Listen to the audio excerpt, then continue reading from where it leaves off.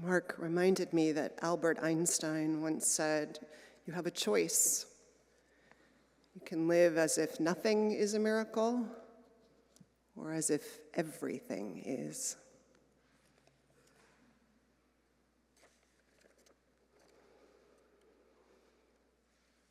Thank you for coming out on a Sunday to talk about a big and heavy subject when you could be dancing in the daffodils, or at least the cherry blossoms. There are so many parts to our Unitarian Universalist democratic process as a movement. And one is an intentional creation we have of a chance for congregations to gather and bring forward what's called a study-action issue. These study-action issues are agreed upon when they're passed at our annual family gathering we call the General Assembly. They're invitations then to be resourced and invited into conversations about some issue of significance. It's not one that requires usually immediate action that will come and go in a year. There's actually another category for those. But it's an invitation to look at larger issues that require some theological discernment, consideration of systems change, and reflections on what we're willing to commit to change things. This discernment turns into, at the end of the period of reflection, a statement of conscience that when and if it passes at one of our denominational gatherings becomes a stated position of our movement that guides programming and staffing and legislative priorities for us. It stands for all of us to name publicly a commitment that we then also try to move forward locally, to advocate for, collectively. Global warming, reproductive justice, undoing white supremacy culture are among the most recent study action issues that included statements of conscience we still live into. It's incredibly important work, this look into areas of important discernment and shared action. So this year, for the first time actually in a few years, we have one of these study action issues. This particular issue was proposed by our Church of the Larger Fellowship. The Church of the Larger Fellowship, or CLF, is our largest church in the movement. It's also always been a church without walls. So historically, the ministry of this community was done almost entirely by newsletters and sermons and supportive materials that were sent by mail to individuals around the country, but also around the world to people who were near no Unitarian Universalist congregation but wanted to live their faith and in community as best they could get it. Albert Schweitzer, who was a theologian and a physician who worked and served much of his life in Africa, who was awarded the Nobel Prize in 1952 in part for his writing and the centrality of what he called reverence for life. He was a lifetime member of the CLF. For years, and increasingly so, with a church that, of course, now has gone online in so much of its work, the CLF includes this growing population of people who are incarcerated. The most recent count is about 1,900 members who are in prison. Those members who are incarcerated often publish reflections in the newsletter for the church. Almost all have pen pals in the church. And the relationship with and the influence of these members shapes the commitments of this community. So it's perhaps no surprise that they asked the denomination as a whole to consider the issue of abolition.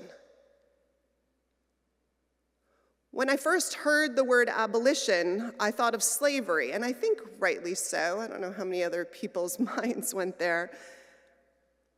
But as many have observed, slavery, even strictly understood as the control of another person's body, theft of their labor legally, it actually still happens in our nation, long after we declared abolition to have succeeded, slavery to have ended. It happens in our prison system, right? Where physical abuse is common, as Dennis alluded to, and forced labor or labor at a ridiculously low remuneration level is legally sanctioned for prisoners in many places. So there's that to consider. But the CLF members want their family in faith to consider abolition in this much bigger, broader scope. After consideration of all of its failures, which are well documented, and I won't exercise and enumerate here, they want us to consider the abolition of the prison system. And they want us to consider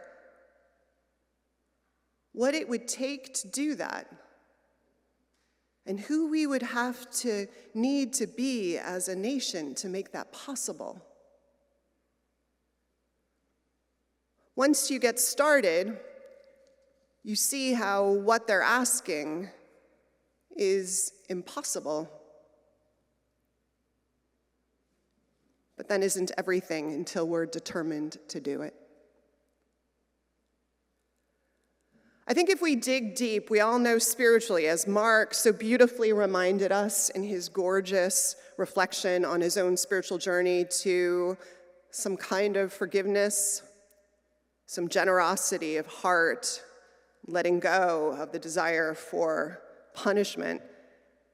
Just how damning it can be to hold a punishing mindset in our hearts toward another person, how bad it is for us.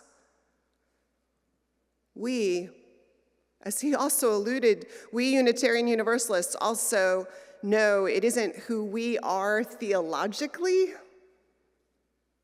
that we are, as he noted, the people of faith who affirm as a central commitment, if you want to put it in humanist terms, the worth and dignity of all people, whose Universalist ancestors dared to say that God, the Spirit at the heart of the universe that moved through all of us and was beyond us and lured us to where we needed to be spiritually whole, that force was so loving that none would be damned under its watch, that hell, any notion of it, was blasphemy, and then also said that imitating that God, that Spirit, that force in the universe who conferred worth on all people, who was so impossibly loving, that imitating this God was what we were called to do in our lives. This has been our work since the beginning. It's what got us called heretics, actually. The fundamental grounding of our faith. And we are not done with that work. The abolition question just points out one set of ways in which that's the case. Because you know, prison system isn't built on the worth and dignity of all people and love as an organizing principle, right? And as Dennis pointed out, it can be, it is often, maybe almost always, very much the opposite. As Dennis said, you become a number. You have to fight the dehumanization. You're in danger, often body, mind, and certainly spirit. That it reinforces an identity as someone who's unworthy and without dignity and disposable. And it's just unjust, disproportionately affecting the poor and minorities with uneven conviction rates, as just one example. And it doesn't work toward healing and wholeness of those wronged or those who did the wrong. But we Americans, we are great at prisons. The Equal Justice Initiative, left by Brian Stevens, says, and by the way, an organization that also advocates for radical reform, if not abolition of the prison system, points out that the US has 5% of the world's population, but what percentage of its incarcerated population? 25. You got super close there, Milo. And our spending on jails and prisons reached $87 billion in 2015. I wonder what it is now, which then was an increase of 1,000% from the $7.4 billion in 1975. The Reverend Michael Tino is one of the two co-leaders of the Church of the Larger Fellowship. In an online sermon he preached on abolition, asks us to imagine what it might mean to think about abolishing this system. He asks us what it would mean to step into the wild business of dancing with the impossible, which is to say, thinking about what's broken, what's horribly broken in every way, and fixing it. What would it mean to engage this theology of abolition? He wonders, and I won't quote from him directly, but I'm going to borrow liberally. So the footnote is there against plagiarism, you'll all note, and giving credit where credit is due. He wonders, looking at the origins, knowing how many crimes come out of need, what if we made sure to have abundant resources available and accessible to all, so that crime wasn't necessary? People fed, housed, opportunity and accessibility for medical support when it was needed, education for children, clothes. What if? And knowing some crimes are committed because people are struggling with mental illness or struggles around staying mentally healthy, what if we offered access to mental health supports for all people, easily accessible so they could immediately be offered when problems or struggles first started to manifest, supports that were abundant and also offered without a stigma to those who sought them out? Are there any people in your own lives who could have benefited from either of these realities and commitments? People whose lives would have been helped or turned around at a crucial time? I can think of a few. And Tino says, knowing that there are some people who cannot be helped, whose troubles are so great that they cannot actually mix with the rest of society safely. Can we also imagine that even those few who might be deeply troubled could be separated humanely from the rest of the population, not put in solitary confinement? Can we imagine dignity for them, as broken as they are? Would we not wish the same for ourselves if our being was so broken by accident or biology? Additionally, and maybe this is the most powerful wondering, it is for me as I sit with some of this reflection and invitation of this action issue, is what if when harm happened, we actually knew how to use restorative healing practices? So often, I once read, people who are harmed want actually, for instance, to speak to the person who hurt them. What they want is an apology. Do you know people whose doctors apologize for mistakes that they made are much less likely to sue the doctors, even though the insurance companies would say you should not actually acknowledge and apologize? People want often an apology, not always. Often, they want the person or people involved to know and acknowledge the impact of what was done to them. the effect that it had on their lives. Instead, victims are forbidden often from talking to their perpetrators and perpetrators to the victims, even if both would agree. The death penalty sometimes imposed, even if it adds to the heartbreak of the families' hearts and healing. So often we put barriers between us, even when that brokenness compounds the brokenness of everyone involved. So what if we learned and risked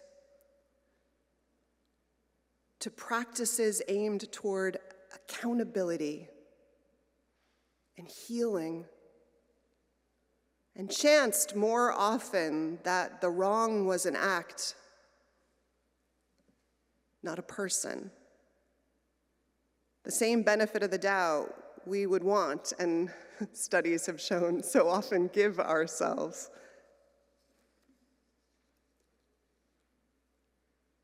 What if we gave up the desire to punish? Mark did. It took work and prayer. For those of us who do it, maybe it takes regular practice, like that meta-meditation. He said it was hard, but he did it.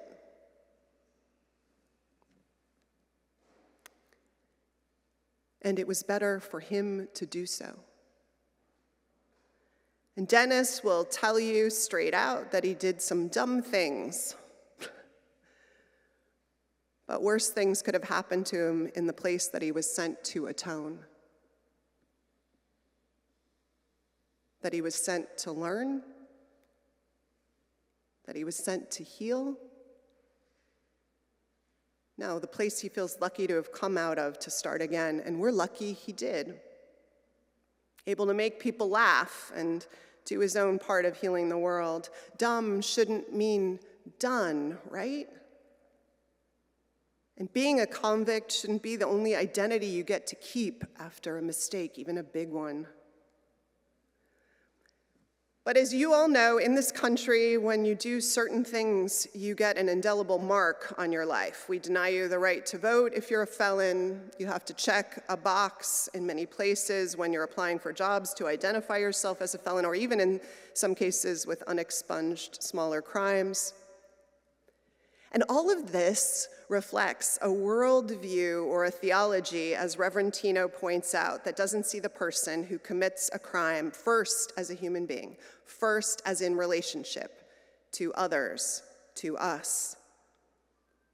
It doesn't send folks to a system, he writes, quote, whose first job is to make restoration happen. It is not, he says, designed to make reconciliation or repair happen. Forget about rehabilitation. It really doesn't happen in the prison system that we have. Our prisons system first job is to isolate and dehumanize people because we believe they have done something wrong and must be punished.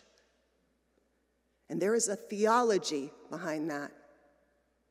It is, Tino says, and I quote, harmful crap theology. It is not our theology. And it is not working for us as a society, and it takes a lot of resources that could go to early interventions and scholarships and food security and so much else that would tend to our humanity at the earliest of stages and our entrance into this world whole. It takes imagination, Tino says, to come up with something different. He's right. It takes a world that chooses not to believe also that anybody is disposable and engineers its bet on that. So, my beloveds, we are invited to reflect on abolition for the next couple years as we form and articulate a statement of conscience and what we might be willing to commit to put foundation under those imaginations and imaginings. And we can think about what it means in our own minds and hearts as we go, because there's personal work too about how we have also been co-opted by a punishing mindset. I've started to pay attention to that. It's scary how much we are co-opted by a punishing mindset toward ourselves and towards each other. And it's a great time to ask how we continue to deepen our restorative practices, like ones we actually have been working hard to do here. I'm really proud of how we do them, not always in public, often in the circles where harm has happened. It's an invitation to so much. And it feels huge, and it feels gorgeous, and it feels totally impossible to consider, doesn't it? But we just saw how people were sent out and orbited the moon and returned home safe. And we have seen so much in our history and our own lives. And we know, you and I, we know that everything transformative and powerful, good and bad, let's be honest, has started with something that human beings imagined first, and then put their whole mind and body and spirit and resources behind.